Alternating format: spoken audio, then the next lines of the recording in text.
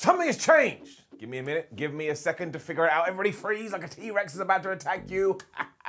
That's right, it's a Thursday morning, and on Wednesday night, we only had one wrestling show, which meant the next day, there wasn't a bunch of crazy people going, oh, this is rubbish, blah, blah, and just making all this madness coming out of their mouth. So you can watch NXT on Tuesday, and it's great. You can watch Dynamite on Wednesday, and it's great. And we can just take all this greatness and chuck it into the universe, and then it will rebound, and it will hit you in the mug, and then you'll feel great. That's just maths. But don't worry about any of that gibberish, because my name is Simon Miller. Welcome to WhatCulture Wrestling, and what we do have to do is take the finger of power and go through the latest episode of AEW Dynamite and give the good bits an up and the bad bits a down. I suppose we're building to blood and guts, and who the hell knows who's gonna die there? Let's see if we can't figure it out by upping those downs.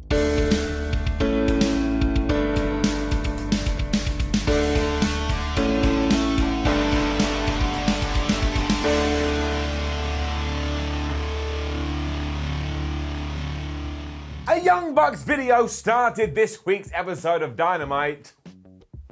They're not happy. Explaining their actions from last week, they said that they chose friendship, and they chose friendship because despite being the tag team champions and being brilliant in the ring, when they'd been walking around backstage, they felt like frauds. They wanted to get their edge back, so they have taken a new path, and I think all of this is great. Because even if you want to go, but wait a minute, Matt and Nick Jackson, you have been doing phenomenally well, but that's the point. They've been manipulated, they've had their brains twisted, and now they are headed to the dark side, and there ain't nothing you can do to stop them. But then cut to another skit with Mike Tyson, and all I ask of the world of professional wrestling is, can every single wrestler start acting and performing like Iron Mike?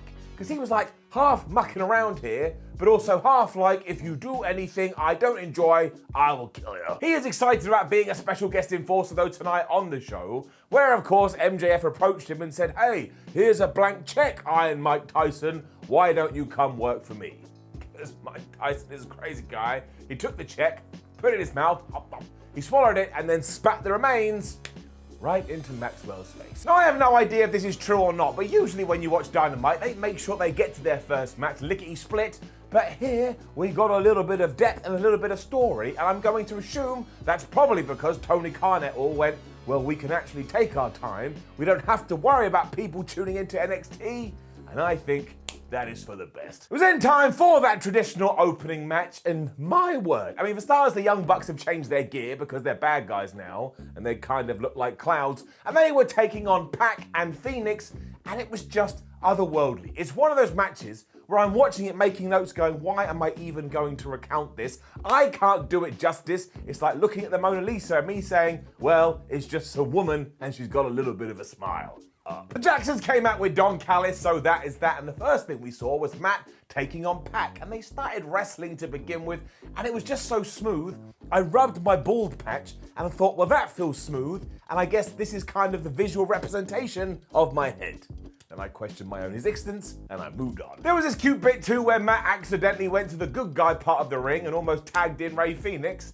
And I won't lie, I never actually realized that there was a good guy part of the ring and a bad guy part of the ring when it comes to tags, but now I do know, so I feel educated. They both eventually did tag out, which meant it's now time for Nick versus Phoenix, and I swear when they do this, they flick a switch on their leg, which automatically allows them to defy what a human being should be able to do. Some of the skits and the segments and the spots they put together here, I was sat there with my mouth ajar like, I understand what's going on, it doesn't make any sense. It calmed down after Nick had smashed Phoenix with a lariat, and in the crowd we saw the Butcher and the Blade, and we saw the Jurassic Express, and we saw a bunch of other teams, and the commentators were like, oh, I wonder who's going to be next. And SCU were there as well, and if they are going to be next, could we kind of go back to that story at some point? Well, it just drops you. Back in the ring, everybody was doing dives, and we essentially built to a hot tag from Pac. I think the second move he did after that was a brainbuster, and Matt Jackson landed right on his head. And when that didn't work, Pac just grabbed Jackson and started thumping his head into the turnbuckle. It was so over the top and silly, it made me laugh. This worried Nick, so behind the referee's back, he tripped Pac. Then our tag team champions were just slamming Pac and Phoenix into the ring apron, and I did some research, which apparently is on my hand, and it's the hardest part of the ring. There was also this great bit where Pac was about to tag in Phoenix, but Nick Jackson pulled Ray off the apron at the last moment. I always enjoy that. And then eventually Phoenix did get in there, and I don't know what I meant to tell you. Do you want me to say that at one point he ran up the ropes and did this crazy Hurricane Rana and then hit both Matt and Nick Jackson with cutters? Because if you do want me to say that, you'll be pleased. That's exactly what he did. I mean, it was such good offense. I even had this moment where I was like, maybe they're going to lose the tag team titles, even though you would never do that, given they've only just turned heel. And then there was just a million super kicks that was followed off by a destroyer, thanks to Nick Jackson. And I was like, I'm watching a video game. This is a video game where you've stored up your meter and you've got all your finishes and you're just spamming away, and yet somehow it's happening in reality. At one point, Nick had to go and grab Mac and dragged him to his corner, I think, because Matt had his ass whipped so much. And this is where we built to the finish and really doubled down on this fact that Matt and Nick Jackson are no longer good people and are straight up dicks. Because they booted Pac in the balls and then took the mask off Rey Fenix, and this was such a mark of disrespect, he had to hide his face, but unfortunately when he was doing that, he got super kicked by both of them. 1, 2, 3, the Young Bucks retained. But this was just madness and something you need to see. I mean, what a great group of professional wrestlers. And don't come into my house and start saying, well, there was no story here. There was loads of story here. We even had the callback to all this mask stuff that the Young Bucks and Phoenix have been doing for a while. Maybe intentionally right after that too, we were chatting with Hangman Adam Page in the back. And Alex Marvez even said, hey Hangman, your record is really good. Do you have anything to say about Kenny Omega? And do you have anything to say about the Young Bucks? And he just ignored it and started talking about John Silver's shoulder because the Dark Order was all around him like, Hangman, we will be your friend. Don't worry about your old buddies. But everybody stay calm. It's all right. The Cowboy is going to be the person to bring balance to the Force. We just have to be very, very patient. Another interview followed this too with the Inner Circle as Chris Jericho explained the reason him and Mike Tyson are now friends, even though they fell out a few months ago, was that after the Pinnacle attacked, he had rang up Iron Mike and said, look, Mike, I'm really sorry. I shouldn't have done what I did do. Will you forgive me? And I guess Mike Tyson said, yes. Now, I do get that's a little bit light on its feet, but at least AEW gave us something. But surely we need something similar when it comes to Papa Buck. Now, I know the Young Bucks have gone all bad guys, so we don't care anymore, but Chris Jericho and MJF still tried to kill an elderly gentleman, and I should just let this go. Who really cares? But you must get in these predicaments every now and then because we are all wrestling nerds. Something just gets in your head and you're like, I can't just ignore it, even though in the grand scheme of things, who even gives a hoot? But you do have to mention it. A month ago, Chris Jericho was attempting murder, and now he's being all like, I'm a good guy. And it's great. I really like this transition. I think it was the absolute right time. For that one little bit alone, he's got to get it down. But then you got Jade Cargill versus Red Velvet, and I was quite excited about this because AEW has been bigging it up and building it up for quite some time, and no longer are we allowed to say stupid things about Jade Cargill. I think by this juncture, she has proven herself. Velvet went nuts at the bell, so Jade just booted her in the face, but then when Jade Cargill was going to go for a suplex, Red Velvet was like, well, whatever you can do, I can do better, so she booted her back. Followed it up with a dive to the outside, because of course she did, but the problem was they were on the outside now, so Cargill grabbed Red Velvet, and not only did she throw her into the barricade, but she gave her a fall-away slam into the crowd. I guess you gotta throw her somewhere. It was pretty back and forth too until Cargill Arkham and silenced herself and went for a spear in the corner, missed and went into the ring post. But from there, Red Velvet hit a bulldog, followed it up with a standing moonsault and got a near two. She then decided she needed a bigger one, so she went up the top rope. She went to do another moonsault, but absolutely missed that. Jade Cargill was bad up. She hit that wheelbarrow pin slam thingamajig. She got the 1, 2, 3. And I thought this ticked all the boxes. And also, it was just really, really fun.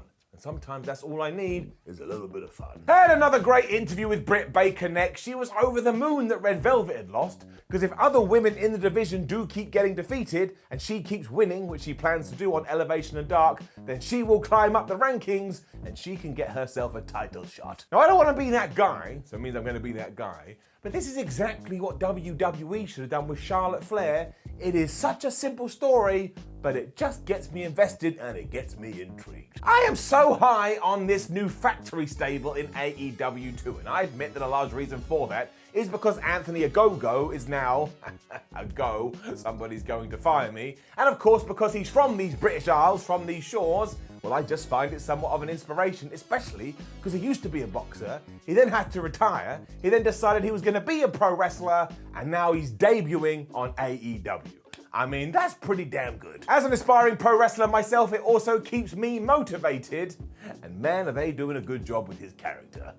He was taking on Cole Carter here, which suggested it was probably going to be a squash match, which it was, but we had a little bit of a twist. Because of course, Anthony Ogogo used to be a former boxer, we've already talked about it. So at one point he took that fist and he smashed Cole so hard in the ribs and the stomach area, he went down, and the referee looked at him and went, well, you're never going to be able to get up from that, so I'm stopping the match. And I just think stuff like that is so unique, it makes it stand out, and you're like, well, who the hell is he going to go and punch next? And don't pretend this doesn't work. Look at Bobby Lashley, the WWE champion. If I had told you even a year ago, he is going to retain his title using a full Nelson at WrestleMania 37, the show of shows, a showcase of the Immortals, you would have spat on me because you thought it was dumb, but we got it over, and we got it over with time, and we got it over with good ideas.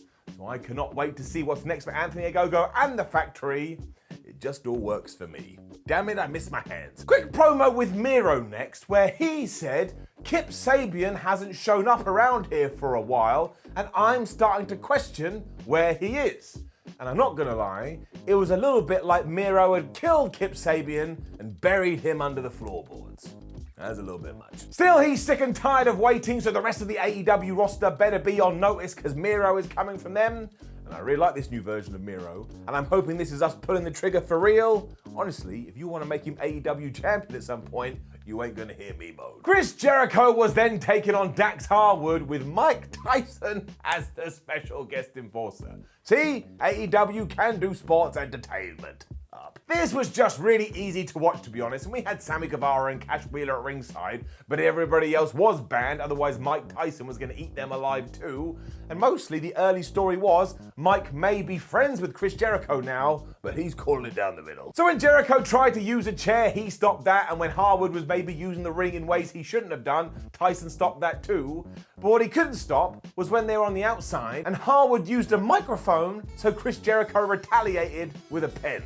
Jericho then got the camera and did that whole flipping off thing, which I'm not allowed to do on YouTube because they'll ban me. Jericho hit a lion salt for two and eventually locked in the walls before Harwood cheap shotted his way out of that one and transitioned right into the most devastating move in all of sports entertainment, the surprise roll-up. But these two guys are just so experienced, and Le Champion got out of that. At this point, Sammy decided to take out Wheeler because he was getting a little too close to the action, and then back in the ring we were having code breakers and brain busters, when all of a sudden the Pinnacle started to run to the ring, and they got cut off by the Inner Circle. Because there was so much carnage going on, Wheeler then snuck to get Floyd the baseball bat, and he was going to pass that to his tag team partner, but Mike Tyson saw this, walked up to him, and he punched him right in the face, and one of two things happened. One, that was a very, very well worked wrestling punch, or two, Mike Tyson just cracked him right in the face, and that poor man had to take it. I mean, honestly, go out of your way to see it.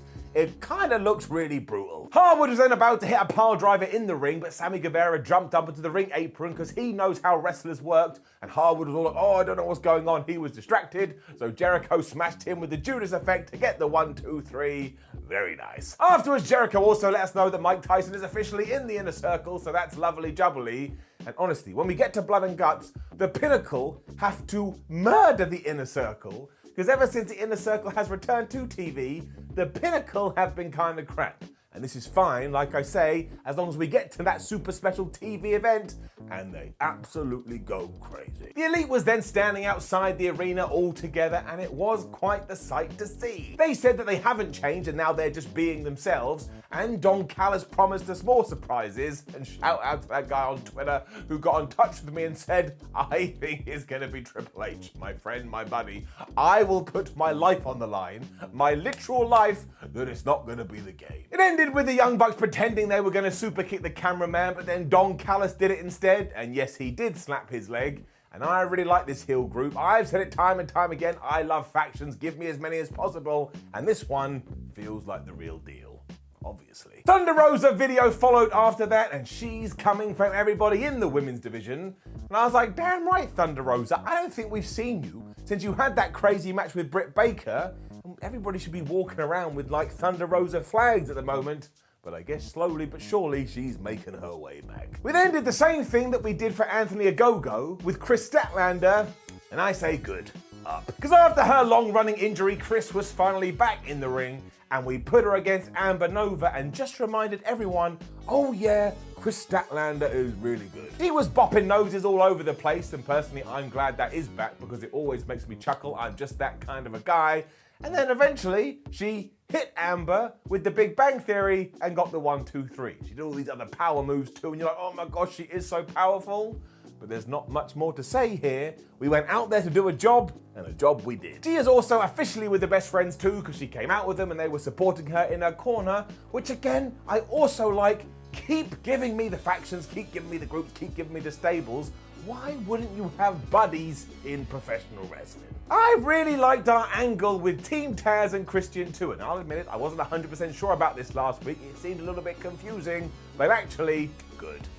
It's still bad news in the world of Team Taz, because we saw them before they got to the ring, and Taz was telling Brian Cage and Ricky Starks, you two are acting like children, you're not allowed to come out to the squared circle, we really need to recruit Christian Cage, and I think you guys are gonna flub it up. All they really need is love and the colour orange, but unfortunately when Christian did come to the ring with an interview with Tony Schiavone, as it did turn out, Taz had been texting him and Christian had ignored all of this, so we were about to have a row. Because halfway through Taz did storm out and he was all pissed off, but what we allowed them to do here was just veterans going crazy on the microphone. Because this was like the Christian we remember from years ago. He was being arrogant and he was being a little bit of a dick and he was just throwing barbs and zingers, including insulting Taz for the fact that he's not very tall. That meant that Will Hobbs then marched to the ring to beat up Christian because he didn't like what he was saying about Taz, and just as Christian was about to hit the unprettier, or whatever the hell we're calling it these days, Hook was on the apron. That caused a distraction, and my word,